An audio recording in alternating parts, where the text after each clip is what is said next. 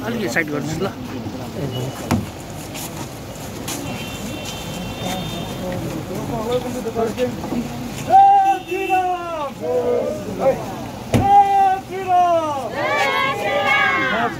सब भित्र तपाईँ लानुहोस् न व्यवस्था हुनुहुन्छ। डेमोक्रेसी में हर एक को अपनी बात रखने का, हर एक को अपनी आवाज उठाने का और ये सब अधिकार सबको मिलता है। लेकिन मैं अपनी प्रशंसा स्वयं करूं ये ठीक नहीं लगता। बाकी जो नेगेटिव राजनीति से प्रेरित हैं या टीएमसी के साथ जो डायरेक्टली इनडायरेक्टली मिले हुए हैं, मुझे लगता है मैं अपना समय उन सब चीजों में खराब करूं शायद ये जनता के लिए उचित नहीं है। इससे पहले भी बहुत सांसद दार्जिलिंग में हुए और मुझे अभी 2 साल हुए हैं। मुझे गर्व है दार्जिलिंग का सांसद होने के नाते। और दार्जिलिंग का सांसद मेरे लिए सिर्फ एक फॉर्मेलिटी नहीं है, एक सिंबल नहीं है। मैं स्वयं गोरखा हूँ। मैं चाहता हूँ 1.5 करोड़ गोरखाओं के साथ न्याय होना चाहिए। 2 साल आज तक जब भी मुझे मौका मिला मैंने अपनी बात रखी। रिकॉर्ड में भी सब मौजूद है। कोई व्यक्ति अगर ये कहे कि पार्लियामेंट में 0 ओवर या 377 में बोलना ठीक है नहीं है, लोगों के अपनी अपनी बात हो सकते हैं। लेकिन पार्लियामेंट में कोई भी बयान देना, जॉन बालाजी हमारे बीच में मंत्री बन के बैठे हैं, उनको भी पता है बहुत आसानी से नंबर नहीं लगता, लॉटरी होती है। और कोई भी विषय पार्लियामेंट में विषय रखना उसकी अपने आप में एक गरिमा होती है। अगर कोई व्यक्ति उसको 0 ओवर करके उसकी अवहेलना करता है, मुझे लगता है लोकतंत्र के सबसे बड़ी मंदिर का ये अपमान है। और सुमेरु मंच में खड़े होकर भाषण देना और गोरखालैंड की डिमांड करना एक विषय रहता है, लेकिन वही विषय पार्लियामेंट में आप उठाते हो उसकी अलग एक गरिमा होती है। और मुझे लगता है उससे पवित्र कोई स्थान लोकतंत्र में जनता की आवाज उठाने का नहीं हो सकता। खैर, जैसा मैंने कहा, लोकतंत्र में हर व्यक्ति अपना बात रख सकता है, उसको रखना भी चाहिए। और जरूरी नहीं कि हर बात हर लोग मेरे से सहमत हो। और मुझे ईमानदारी से क्या करना हो मुझे पता है। और जनता ने भारतीय जनता पार्टी को सपोर्ट क्यों किया है, मुझे सांसद क्यों बनाया, हमारे विधायक साथियों को क्यों विधायक बनाया, हमारी अलायंस पार्टी के ऊपर में भरोसा और ट्रस्ट क्यों है, वो मैं अच्छे से जानता हूँ। और उचित जगह पे समय पे मैं अपनी बात रख रहा हूँ। और मुझे लगता है पहाड़ वासियों के लिए बहुत ही जल्द खुशखबरी आ रही है।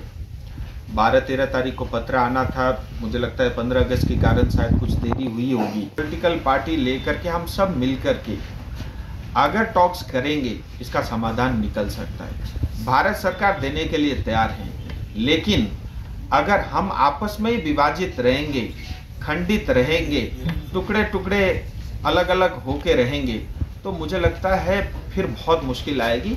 हम सब एक मत हो, क्योंकि हम सब चाहते हैं गोरखाओं को न्याय मिले, दार्जिलिंग तराई डूवर्स की जनता को न्याय मिले, और वो न्याय मिल सकती है। इससे पहले लोगों को मिला भी है। सो मुझे लगता है इस समय का पूरा उपयोग करना चाहिए। मैं तो ये चाहूँगा आपके माध्यम से किसी के भी जनता के कोई सवाल हो, सजेशन हो, कोई सुझाव हो, मैं उसका एकदम आदर के साथ, उसका सम्मान के साथ मैं चाहूँगा वो आए। और जब मुझे अपने क्षेत्र के लिए, अपनी जनता के लिए जो मांग रखनी होगी, उसका नाम, उसका स्वरूप कुछ भी हो, मैं रखूंगा। और हमारे सब विधायक दल, हमारे अलायंस पार्टी के साथी सब लोग अपना विषय को रखेंगे। और आज हमारे लिए गर्व का विषय है कि दार्जिलिंग तराई डूवर्स क्षेत्र से ही हमारे सांसद मंत्री बन के यहाँ आए हैं करसोग में, हमारे कार्यकर्ता अलायंस पार्टी के साथियों से मिलने के लिए। मुझे लगता है गर्व का विषय है। और मैं जोनदा, मेरे बड़े भाई भी हैं, मैं उनसे भी अपेक्षा करता हूँ कि हमारे जितने भी मुद्दे हैं उनका पूरा समर्थन रहेगा। और उन्होंने किया भी है। पार्लियामेंट में इन्होंने भी अपना विषय गोरखाओं को लेकर के रखा है। मुझे लगता है ये विन विन है और ये अच्छा समय है। गोरखाओं को न्याय मिलना चाहिए। अब तक जो है हिस्ट्री में ये किया या हमने इतना त्याग दिया, बलिदान दिया, भाषणबाजी बहुत हुई है। मुझे लगता है धरातल पे कुछ उनके लिए करने का ये अवसर है और हम उसको जानेंगे। ठीक है बेटा जी, डेवलपमेंट मतलब मैंने जैसा बताया, लोकतंत्र में हर व्यक्ति स्वतंत्र अपनी बात रखने का, और नॉर्थ बंगाल में खास करके ये सब मुद्दे इसलिए आते हैं, यहाँ के लोगों को डिप्राइव करके रखा है।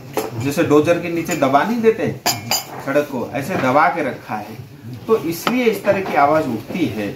और जहां तक जो है दार्जिलिंग तराई डूवर्स का विषय है, दार्जिलिंग का विषय, गोरखाओं से जुड़े हुए समस्या का विषय है, हमारी पार्टी ने उसको संकल्प पत्र में लिखा है। तो मैं ऐसा मानता हूँ वो हमारे लिए प्रायोरिटी है, क्योंकि इतनी बड़ी विश्व की सबसे बड़ी पार्टी अपनी मैनिफेस्टो में 19 में 21 में रिपीट करके उसमें छाप के अगर आपको दिए है, वो एक आश्वासन है। और हमारा संकल्प पत्र कोई कागज का टुकड़ा नहीं है। आप इतिहास उठा के देख लीजिएगा, पिछले 7 साल में जो कहा वो हुआ है, चाहे 370 हो, चाहे 35 हो, राम मंदिर का शिलान्यास शुरू हो गया है, बोरोलिन की समस्या थी उसका समाधान हुआ है। तो मुझे ऐसा लगता है कि हमें भरोसा रखना चाहिए। और दूसरी बात मैं कहता हूँ, मान लीजिए एक बार को अगर हम ये कहते मोदी जी नहीं करेंगे, अच्छा ही किया है, संकल्प पत्र में लिख के दिया, 15,000 जम्मू कश्मीर रहने वाले गोरखाओं को डोमिसाइल मिला। आज आप आसाम में देखिए, जैसे बीजेपी की सरकार दूसरी बार आई, वहाँ पे 4 डिस्ट्रिक्ट के अंदर में उनको जो है अधिकार मिला है, उनकी आइडेंटिटी को इश्यूज को जो है काफी हद तक उन्होंने रिजोल्व किया है। तो मुझे लगता है ऐसे बहुत बड़े बातें सिर्फ कहने से नहीं होती, और भारतीय जनता पार्टी उसको करती है। और देखिए, मैं पॉलिटिशियन से पहले मैं एक जो है आम इंसान हूँ, और उससे भी पहले मैं गोरखा हूँ। सो मेरी समस्या मुझे पता है, और मैं उचित समय पे रखता हूँ, आगे भी रखता रहूँगा। इसलिए तो राजू जी जनता पूछ रहा है मोदी, इसका समय लगता है। आप ये कहेंगे राम मंदिर 500 साल से चल रहा था, हो गया ना समाधान। अब इसका अर्थ ये नहीं है कि 500 साल वेट करना पड़ेगा। हमने 19 से लेके 24 तक सांसद बनाया है, ट्राइपेटाइड टॉक स्टार्ट हो रहा है, लेकिन इतना तय है, मैं 2 साल मेरे पूरे हो गए, 3 साल और है।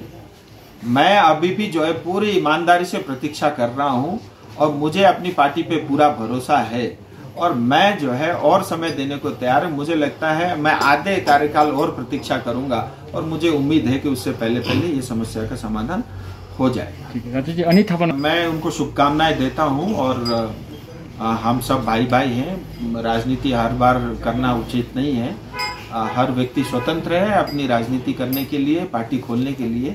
फिर मेरी ऐसी कोई इच्छा नहीं है, और मुझे उनको शुभकामनाएं। लेकिन मेरा ऐसा मानना है कि दार्जिलिंग में पॉलिटिक्स ज्यादा हो रही है। सो मुझे तो ऐसा लगता है पॉलिटिकल पार्टी नहीं, दोनों, पॉलिटिक्स भी ज्यादा हो रहा है, पॉलिटिकल पार्टी भी ज्यादा है, नेता भी ज्यादा हो रहे हैं, और जनता जो है ना मतलब परेशान है।